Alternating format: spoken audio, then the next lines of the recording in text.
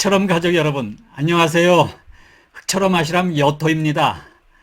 오늘은 집짓기 준비 총정리 3부로서 건축 인허가 10단계의 절차에 관해 순차적으로 상세히 말씀드리겠습니다. 유익한 시간이 되시기 바랍니다.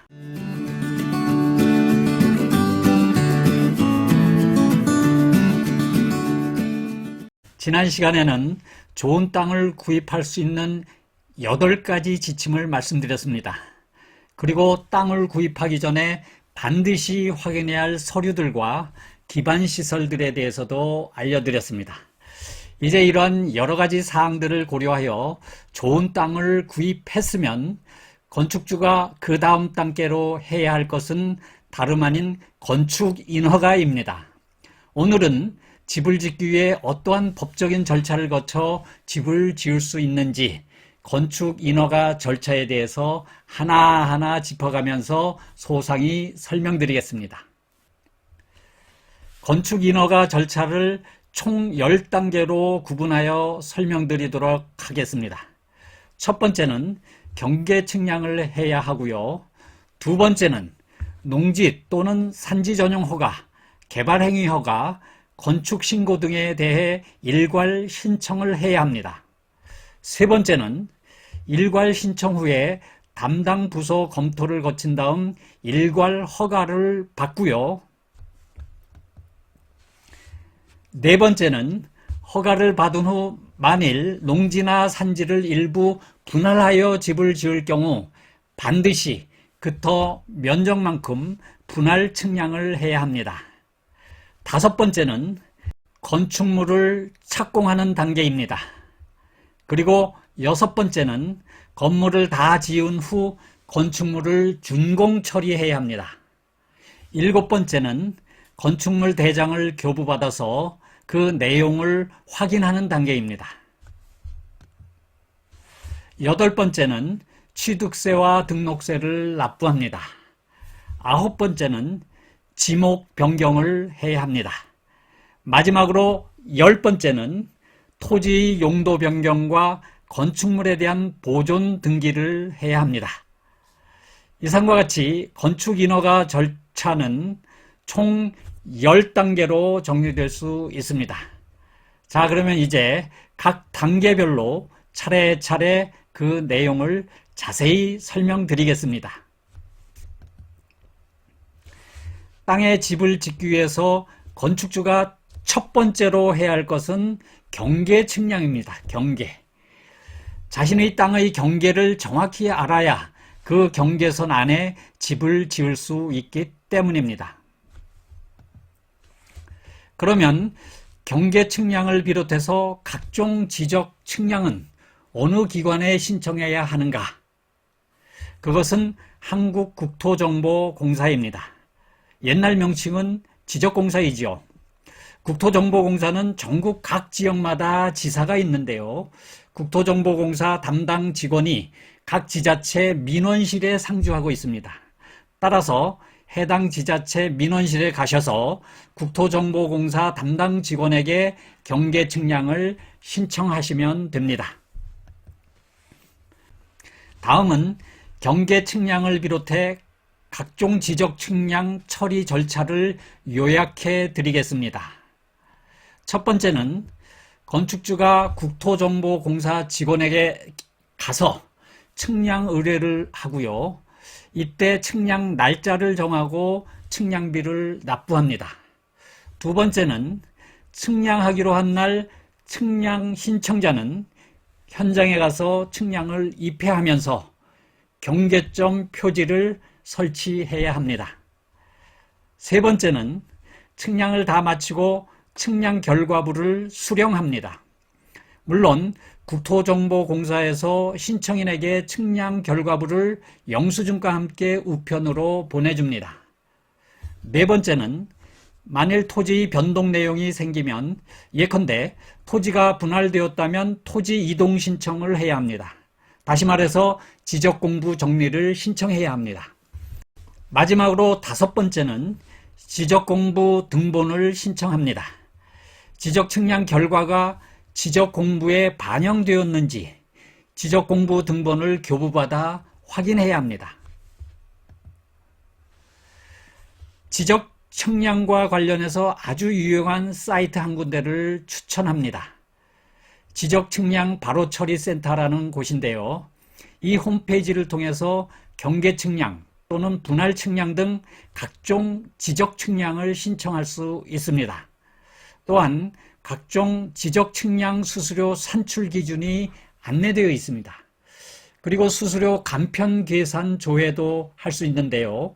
측량하고자 하는 종목, 즉 경계측량인지 분할측량인지 그 종목을 입력하고 그리고 측량할 소재지 주소를 입력하게 되면 측량 수수료가 바로 계산되어 확인할 수 있는 아주 편리하고 유용한 사이트입니다.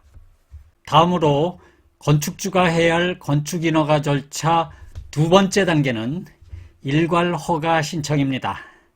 좀 더 자세히 설명드리면 집 지을 땅이 농지면 농지 전용 허가를 신청해야 하고 산지면 산지 전용 허가를 신청해야 합니다. 그리고 집을 짓는다는 것은 그 땅을 개발하는 것이기 때문에 개발행위 허가도 신청해야 되고요. 또한 그 땅에 집을 짓는 것이기 때문에 건축신고도 해야 합니다. 예전에는 이 모든 것에 대한 허가 신청을 각각 따로 해당 부서에서 신청했는데 이제는 각 지자체마다 대부분 일괄 허가 신청을 받아 신속하게 처리하고 있습니다. 자, 그럼 일괄 허가 신청은 어떻게 하는가에 대해서 말씀드리겠습니다. 농지 또는 산지 전용 그리고 개발 행위에 대한 허가 신청은 면허가 있는 토목 측량 설계 사무소를 통해서 하셔야 합니다. 법적으로 개인이 할 수는 없습니다. 토목 측량 설계 사무소는 각종 허가 신청을 대행해 주기 때문에 용역비를 받습니다. 이 용역비는 허가 신청 내용에 따라서 금액이 달리 결정됩니다. 그러므로 집을 짓고자 하는 건축주는 땅에 대한 전용 허가나 개발행위 허가를 받기 위해서 해당 지역 토목 측량 설계 사무소를 한 군데 정하셔야 합니다. 그리고 담당자와 상담을 하고 용역비도 확인하고 일괄 허가 신청을 그 업체를 통해 하시면 됩니다. 그런데 만약 집을 지을 땅의 지목이 농지나 임야가 아니라 대지일 경우 이러한 일괄 허가 신청을 하지 않으셔도 됩니다. 잠시 후에 말씀드리겠습니다만 건축설계사무소를 통해 건축신고만 하고 허가를 받아 집을 지으시면 됩니다. 일괄 허가 신청은 앞에서 이야기한 농지 또는 산지 전용 허가 신청 그리고 개발행위 허가 신청과 더불어 건축 신고를 한꺼번에 묶어서 일괄 허가 신청을 하게 되는데요. 건축 신고는 건축 설계 사무소를 통해서 허가 신청을 해야 합니다. 그러므로 건축 신고를 위해 해당 지역의 건축 설계 사무소를 한 군데 정해서 상담도 하시고 용역비 확인도 하시고 건축 허가 신청을 대행하시면 됩니다. 역시 용역비는 업체마다 조금씩 다를 수 있기 때문에 몇 군데 업체를 들리셔서 확인하시고 업체를 결정하는 것이 좋겠습니다. 다음은 농지 전용 부담금 산출 방법에 대해서 설명드리겠습니다. 농지 전용 부담금은 전용하고자 하는 땅의 면적에다가 개별 공시지가의 30%를 곱해서 산출합니다. 다만 공시지가가 5만 원이 넘으면 최대 5만 원으로 계산합니다. 농지 전용 부담금을 예로 들어 산출해 보겠습니다. 농지 전용 면적이 660제곱미터이고 공시지가가 2만 원일 경우 농지 전용 부담금을 계산해 보면 전용 면적은 660제곱미터, 공시지가가 2만 원의 30%는 6천 원이네요. 따라서 농지 전용 부담금은 660제곱미터 곱하기 6천 원이니까 총 396만 원입니다. 다음은 산지 전용 부담금 산출 방법을 설명드리겠습니다. 산지 전용 부담금은 사용 면적에다가 단위 면적당 금액에 공시지가의 1%를 더한 금액을 곱하여 산출합니다. 그런데 여기서 단위 면적당 금액은 산림청에서 매년 고시한 금액으로 계산합니다. 그러면 예를 들어서 산출해 보겠습니다. 전용 면적이 1000제곱미터이고 이 산지가 준보전 산지이며 개별 공시지가가 2,000원인 임야일 경우, 그리고 2019년 단위 면적당 산림청 고시금액이 준보전 산지는 4,800원, 보전 산지는 6,240원이므로 이를 바탕으로 산지 전용 부담금을 계산해 보겠습니다. 전용 면적 1000제곱미터에다가 준보전 산지 고시금액 4,800원과 공시지가 2,000원의 1%인 20원을 더한 4,820원을 곱한 금액인 482만 원이 산지 전용 부담금입니다. 건축인허가 절차 세 번째 단계는 일괄 허가입니다. 일괄 신청 접수된 서류를 담당 부서에서 검토 작업에 들어가 별 문제가 없으면 일괄 허가를 통보합니다.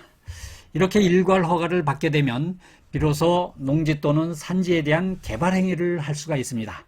다시 말하면 그 터에 대한 토목공사와 건축행위를 할 수 있게 됩니다. 참고로 농지 전용 허가 처리 기간을 말씀드리겠습니다.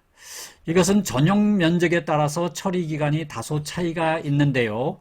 도표에서 보듯이 농업진흥구역 안 3만 제곱미터 이상과 농업진흥지역 밖 20만 제곱미터 이상은 처리 기간이 30일입니다. 그리고 농업진흥지역 안 3,000제곱미터 이상에서 3만 제곱미터 미만과 농업진흥지역 밖 3만 제곱미터 이상에서 20만 제곱미터 미만은 처리일이 20일입니다. 그리고 농업진흥지역 안 3,000제곱미터 미만과 농업진흥지역 밖 3만 제곱미터 미만은 처리기간이 10일입니다. 산지전용허가 처리기간은 면적에 따른 기준이 있지만 모두 25일입니다. 서류 접수 후 25일 이내에 담당 공무원은 산지전용 허가 여부를 처리해서 통보해 주어야 합니다. 인허가 절차 네 번째 단계는 분할 측량입니다. 물론 농지 또는 산지 한 필지 전체 면적에 대해 전용 허가를 받는 경우는 분할 측량을 할 필요가 없습니다. 그러나 전용받은 해당 필지 면적의 일부만 전용 허가를 받은 경우에는 반드시 해당 면적에 대해서 분할 측량을 해야 합니다. 예를 들어서 토지 한 필지 면적이 300평이라면 300평 중에 집을 짓기에 필요한 200평만 대지로 농지 전용 허가를 받았다면 300평 중 200평을 분할 측량해야 합니다. 여기서 건축주가 꼭 알아두어야 할 사항이 있습니다. 그것은 분할 측량 시점입니다. 분할 측량은 법적으로 농지 또는 산지 전용 허가를 받기 전에는 할 수 없다는 사실입니다. 반드시 농지 또는 산지 전용 허가를 받은 후에야만 비로소 분할 측량이 가능하다는 점을 염두에 두시기 바랍니다. 다음으로 건축 인허가 절차 다섯 번째 단계는 토목공사와 건축물 착공입니다. 농지 또는 산지 전용 허가와 개발행위 허가, 그리고 건축 허가가 다 난 후에 비로소 토목공사를 할 수 있고 또한 건축물을 착공할 수 있습니다. 토목공사 착공에 대해서는 토목측량설계사무소에서, 건축물 착공에 대해서는 건축설계사무소에서 건축주에게 통보를 해줍니다. 물론 지자체 담당 부서에서 건축주에게 우편을 통해 서면으로 통지합니다. 다음은 건축물 착공 시 산재고용보험 가입에 대해서 말씀드리겠습니다. 개인이 집을 직영으로 지을 때 건축 연면적이 30평 이상이면 반드시 가입을 해야 합니다. 그런데 30평 이하이면 가입하지 않아도 됩니다. 그리고 산재고용보험 가입 시기는 공사 착공일로부터 14일 이내에 가입해야 합니다. 그리고 보험료는 성립일로부터 70일 이내에 납부해야 합니다. 그리고 산재고용보험은 관할 근로복지공단에 가서 가입하시면 됩니다. 산재고용보험료 산출은 고용노동부가 고시한 건물의 용도별, 구조별 표준 단가를 기준하여 산출합니다. 산재고용보험료 금액은 가입 시 근로복지공단 담당자가 산출하여 알려주겠죠. 본인이 산재고용보험료 금액을 쉽게 확인하는 방법은 근로복지공단 홈페이지에 들어가셔서 확인하시면 됩니다. 그 홈페이지 상단에 가입 납입 서비스 메뉴를 클릭한 다음 다시 보험료율을 알아보기 메뉴를 클릭하고 다시 개인직영공사 보험료 알아보기를 클릭하셔서 몇 가지 사항을 입력하시면 자기 자신의 보험료 금액을 쉽게 확인할 수 있습니다. 건축인허가 절차 6번째 단계는 건축물 준공입니다. 먼저 건축물 준공 시 제출 서류들을 점검해 보겠습니다. 농지 또는 산지 전용 허가서, 개발행위 준공 필증, 정화조 준공 필증, 건축물 현황 측량 성과도, 도로명 주소판 사진이 필요합니다. 그리고 화재 감지기 및 소화기 설치 사진, 단월제 납품 확인서 및 성적서, 창호와 문의 납품 확인서 및 성적서, 주차장 현황 사진, 그리고 지하수 사용 시 지하수 필증을 제출해야 합니다. 다음으로 건축인허가 절차 7번째 단계는 건축물 대장 확인입니다. 건축 준공이 되면 해당 건축과에서는 건축물 대장을 만들어줍니다. 건축주는 자신의 건축물에 대해서 건축물 대장을 교부받아 건축물 대장 기재 내용을 확인해야 합니다. 건축물 대장은 갑구와 을구로 되어 있는데요. 갑구에는 주소, 지번, 연면적, 주용도, 건폐율, 용적률, 건축물 층별 구조와 용도, 그리고 용도지역 등이 기재되어 있습니다. 건축물 대장 을구에는 소유자 현황과 소유자 변동일, 변동 원인이 기재되어 있습니다. 이러한 내용들을 꼼꼼히 점검하여 실제와 같은지 확인하셔야 합니다. 건축인허가 절차 8번째 단계는 취득세와 등록세 납부입니다. 건축준공, 다시 말하면 건축물 사용 허가가 나고 건축물 대장이 만들어지면 건축주가 다음 단계로 해야 할 일은 취득세와 등록세를 납부하는 것입니다. 취득세와 등록세는 건축준공 후 60일 이내에 자진신고하여 납부해야 합니다. 만일 정해진 기일 내에 자진신고하지 않을 경우에는 가산세 20%가 부과됩니다. 취득세와 등록세는 지자체 민원실에 있는 세정계에 신고하시면 되고 또 거기서 납부하시면 됩니다. 그리고 취득세와 등록세를 신고할 때 제출하는 서류는 건축물 대장 딱 한 통이면 됩니다. 취득세와 등록세 금액은 건축물 대장의 내용을 토대로 담당자가 산출하여 납부고지서를 발급합니다.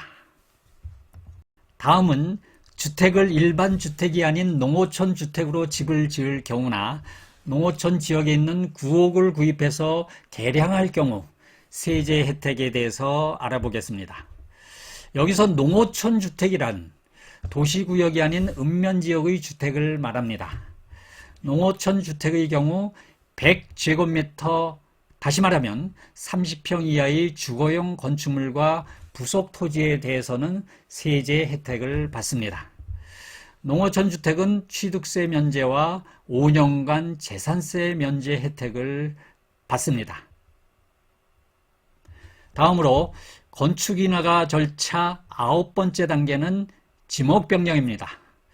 농지 또는 산지였던 땅을 전용 허가를 받아서 그 토지를 형질 변경하여 건축물을 설치하였기 때문에 지목 변경을 신청해야 합니다.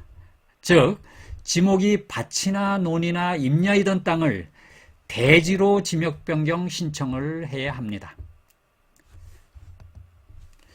지목 변경 신청은 토지 형질 변경 완료 후 60일 이내에 자진 신고해야 합니다.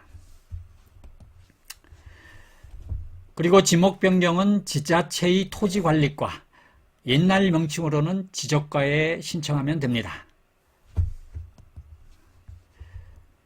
지목 변경 신청 시 제출해야 할 서류는 토지대장과 건축물 대장입니다. 다음으로 건축인허가 절차 마지막 단계, 즉 10번째 단계는 토지 용도 변경과 건물 보존 등기입니다. 지목이 바뀐 토지에 대한 용도 변경과 새로 지어진 건축물에 대한 보존 등기는 관할 지역 법원 등기소에 가서 직접 신청하시면 됩니다. 물론 법무사를 통해 대행할 수도 있는데요. 그럴 경우 비용이 발생하겠죠.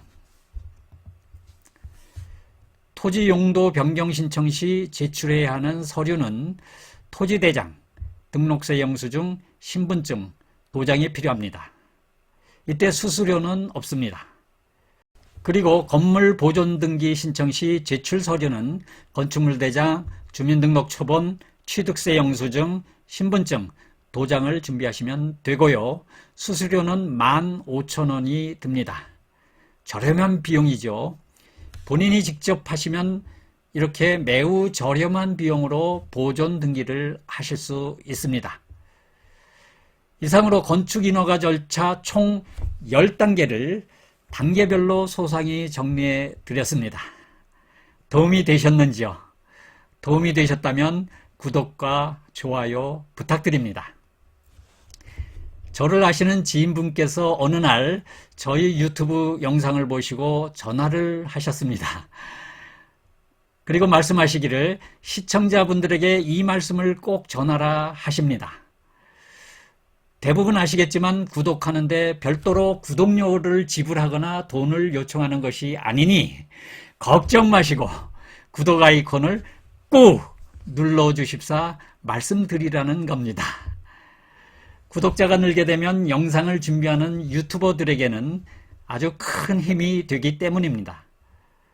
지금까지 저희 이야기를 끝까지 들어주셔서 고맙습니다.